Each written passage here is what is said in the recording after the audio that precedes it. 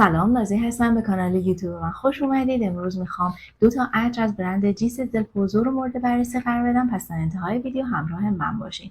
هالووین شاد و هالووین مجیک.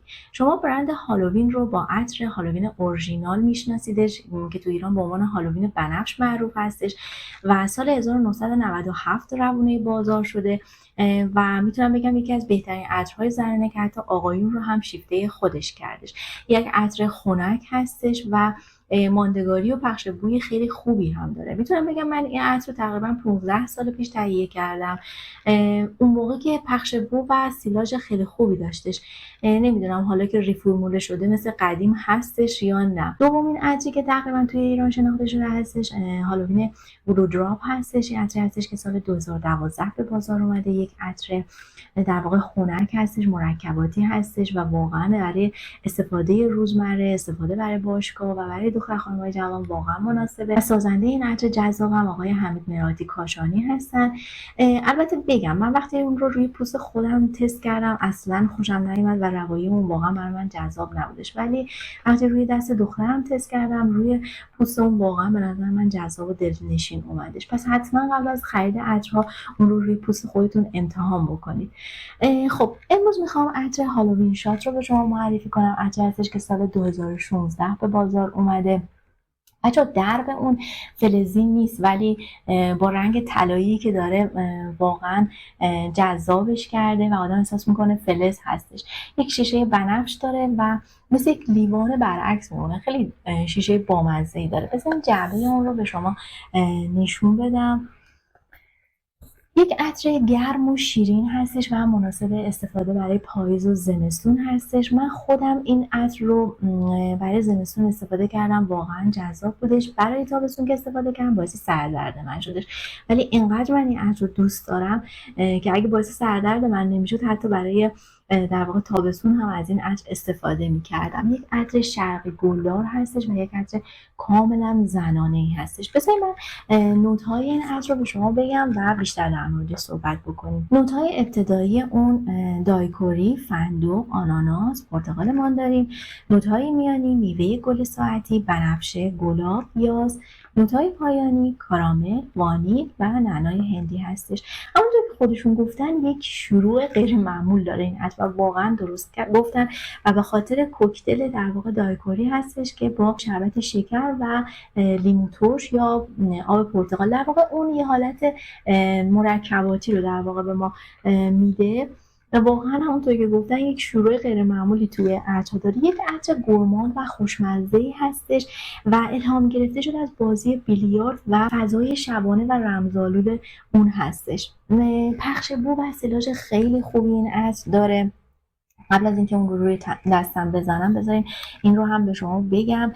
ماندگاری خیلی خوبی این عطر داره، به طوری که من وقتی لباس‌های زمستونم رو آوردم بیرون که بشورم و دوباره ازشون استفاده کنم هنوز بوی این عطر روی لباس بود و واقعا برام تعجب برانگیز بودش.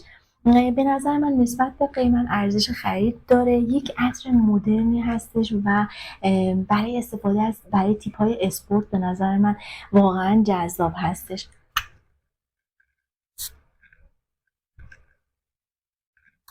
بچه شروعش در واقع با همون دایکوری هستش یا همون کوکتلی که براتون گفتم، پرتقال ماندارین، خیلی در واقع آجیلی هستش، آناناس، وانیل و یاس رو میتونید داخلش حس بکنید.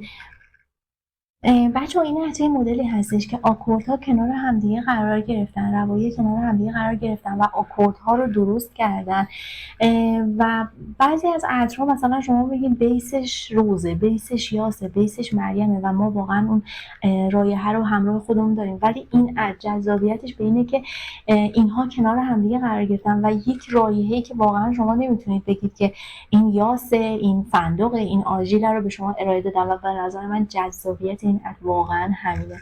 آجیلی، چوبی، شیرینه، خیلی شیرینه، حالت گرمسیری داره، کارامل، وانیل، پودری و یک حالت بنفشه هم شما داخلش میتونید حس بکنید. واقعا عطر جذابی هستش. من حتی روی کاغذ بلاتر هم زدم که ببینم که آیا رو دست من و در واقع کاغذ فرقی داره، یا چون میدونید آکوردها روی کاغذ یه ذره خودشون رو متفاوت‌تر نشون میدن، ولی نه، به نظر من جفتش یکی بودش. اگه تا اینجا ویدیو خوشتون اومده لطفا لایک بکنید و برای من بنویسید که آیا تجربه استفاده از هالووین شات رو داشتین یا نه. اگرم تازه وارد کانال من شدین لطفا کانال من رو سابسکرایب بکنید، زنگوله بغلش رو هم بزنید تا وقتی ویدیو جدیدی رو منتشر کردم از دست ندین. بریم سراغ عطر هالووین ماجیک. سال 2018 به بازار اومده. همونطور که می‌بینید یک شیشه صورتی رنگ داره، درب اون هم نقره‌ای هستش و واقعا شیشه جذاب و ملیحی داره. یک عطر معتدل و شیرین هستش. گفتن خنکه ولی بذارید من بهش بگم معتدل، چون شیرینه، خیلی شیرینی زیاده و نمیشه گفت واقعا عطر خنکی هستش. مناسب استفاده برای بهار و تابستون هستش. یک عطر گلی میوه‌ای هستش. بذارید من نوت‌های اولیه اون رو به شما بگم. نوت اولیه‌اش بستنی گلابی، تمشک، پرتقال ماندارین. نوت‌های میانی گل فریزیا، گل صدتومانی صورتی، یاس سامباک. نوت پایانی وانیل، دانه تونکا و نعنای هندی هستش. بچه‌ها اگه میخوام بدونید رایحه‌اش شبیه کدوم عطره، میتونم میستی و رپسودی بلومینگ رو به شما معرفی کنم، چون اون هم ابتداش واقعا با تمشک شروع میشه. واقعا عطر فرشی هستش و ولی میتونم بگم موندگاری این عطر خیلی بهتر و بیشتر از اون عطر هستش. بذارید من این رو روی دستم تست بکنم. واقعا اولش وقتی اسپری میکنید انگاری وارد بستنی فروشی شدین، یعنی حس قشنگ بستنی فروشی رو به شما میده، ولی به سرعت ناپدید میشه. اون حالت میوه‌ایش به سرعت از بین میره و گلها خودشون رو نشون میدن. یک عطر شاد دخترانه هستش برای استفاده روزانه. به نظر من واقعا عالی هستش. نسبت به قیمتش واقعا ارزش خرید خوبی داره. بچه شیرین میوه‌ای، یه حالت شیری و کرمی داره، مرکباتیه و در انتها شما میتونید روز رو حس بکنید. وقتی آکوردها در واقع رایه‌های کنار هم قرار میگیره و آکوردها رو ارائه میده، شما در انتها میتونید روز رو داشته باشید.